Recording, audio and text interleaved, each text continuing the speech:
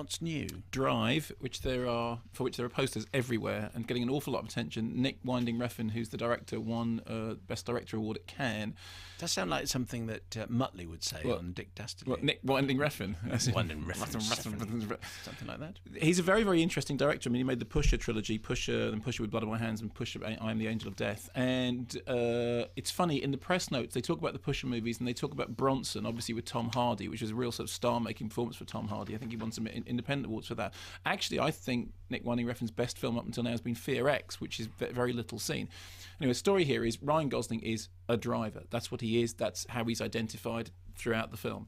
His job is that he drives. He drives in a number of ways. One of them is that he drives for Hollywood movie stunts.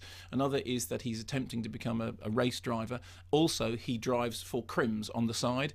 He has a very specific work ethos, which is you give him the street, you tell him the time, he will be there for 5 minutes. You get the job done in that 5 minutes, he's your man. Anything outside that 5 minutes, you're on your own. That's pretty much it. And all the way through the film, he plays effectively like the Melville Le Samurai character, or the character, I mean, the whole film owes a debt to some extent, the driver, Brian O'Neill, to some extent Taxi Driver, because the central idea is that his character is borderline psychotic but very, very quiet. And I think Melville's The Samurai, which we mentioned before when we were talking about the George Clooney film, The American. Anyway, here's a clip. There's very little of Ryan Gosling in this because Ryan Gosling doesn't do a lot of talking in Drive. He walked into my shop here about 5 or 6 years ago, right out of the blue, asking for a job. So I put him to the test, see what he could do. Kid's amazing. So I hire him on the spot. Boom. At about half the wages I normally pay. He didn't blink an eye. Hey, kid, come over here for a second, will you? And I have been exploiting him ever since. Shh, don't tell him. Look, it looks like we have a bigger problem than I thought. We're gonna have to keep the car here for a few days. So I offered your services to take Benicio and Irene home. That be okay? Yeah, sure. Yeah. I don't have wheels in my car. Okay. That's one thing you should know about me. We'll put the tires on. You got 5 minutes? Yeah. That's pretty much the extent of his conversation. So the story is, therefore, Ryan Gosling meets up with Carey Mulligan. Interesting thing, Nick Refn said that he cast Carey Mulligan because she reminded him of Molly Ringwald, and he always wanted to remake 16 Candles, which is peculiar for a film which, as I said, owes something to The Driver, owes something to Taxi Driver, and actually in one sequence of it, during kind of explosion of violence, clearly owes a debt to Gaspar Noé. I think the story is that there is one sequence in which Nick Winding Refn actually went to Gaspar Noé and said, if I were to do a scene similar to the scene at the beginning of Irreversible, in which somebody gets their head stoved in with a fire extinguisher, how would I go about making that look convincing? So the interesting thing with Driver is this: on the one hand, it is clearly a B movie. I mean, it's a sort of well-worn B movie story. The existential driver character, he's not a wordy man, but he's a man. There's a lot bubbling underneath, but he's very, very passive exterior. And then he meets the Carey Mulligan character. He falls for her, and yet she's married, her husband is in jail, husband comes out, something terrible happens, he needs to put everything right, and that's how things start to fall apart in his life. But it's a B-movie script, it's a B-movie story. It's the kind of story that, back in the 70s, Scorsese would have made for, whilst working for Corman. I mean, it owes a great debt to that. It also has a very strong exploitation edge, as with all Nick Refn stuff. The explosions of violence are exactly that, and I think some people will be genuinely taken aback by just how violent the violent bits are. And it is an 18 certificate. Yeah, so. I mean, I'm sure it must be. I mean, the violence is pretty full on. It also has a really beautiful eye to it. I mean, it's a film about about LA, about the cityscape. It's a film which, in the way in which it looks at the city, I suppose owes a debt to Michael Mann's Heat, or maybe Friedkin's Live and Die in LA, more than, for example, things like LA Confidential, which people have referred to in relationship to it.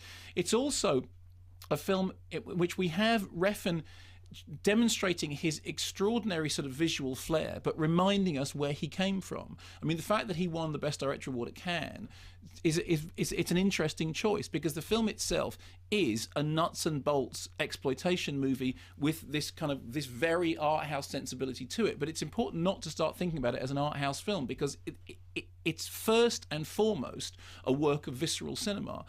There are, I suppose, you could say that its depth, it is about as deep as the idea that somebody and their car that can be somebody's whole universe. That what they are is a driver. They understand going from point A to point B, but they don't understand very much else. And as other things start to come in, that's what confuses them. That's what messes up their life. It is really, really helped by some terrific supporting performances. You've got Ron Perlman, who's playing this kind of aggressive Jewish gangster figure who complains about the fact that even in his 50s, people look down on him and peck his cheek and refer to him as a kid. You've got Albert Brooks playing completely against him, because Albert Brooks almost always plays the lovable, slightly buffoony, slightly nebbishy character, and here playing a very dark character in the sequence, which works very well because you kind of understand Albert Brooks's history and how odd it is to have that. You have Christina Hendricks in a small but very crucial role as somebody who's a kind of mole figure who gets involved in this, and as the violence escalates out of control, is genuinely the emotional lightning rod, the person who suggests to you that she reacts like a proper human being would, which is, blimey, this is really terrible, and does that fantastically well. But in the end, the star of the film is Nick Winding Refn, despite the fact that it's being very much sold as Ryan Gosling's moment in the sun, that he's come into his own. He's got 2 films out this week. This is by far the better of them. It is a Nick Winding Refn film above all other things. And one of the things that he has about his cinema, I think it's, he's a progeny of Anders Refn, who obviously was, edited for Lars von Trier, and he has a. I think you're assuming a little bit too much. Okay, well, I've just told you that, and he has an enormous sort of cinematic history. I mean, at his worst, he could be seen as a sort of Quentin Tarantino figure, but he's not. He's because Tarantino constantly is regurgitating riffs from other people's films. It seems to me that what Nick Winding Refn is doing is not regurgitating, but using his film knowledge, and he does it very well. But the key to it is he's keeping it stripped down, he's keeping it simple. It is, in the end, the existential driver movie with explosions of Gaspar Noé-inflected violence, somehow a nod to a John Hughes movie, which made me laugh out loud when I read that, and at the centre of it, Ryan Gosling doing not very much, but doing it very well, doing that kind of plastic in the same way as, for example, the George Clooney character in The American, that idea about the less you do, the more effective it is. But I have to tell you that when it lets rip, it really does let rip.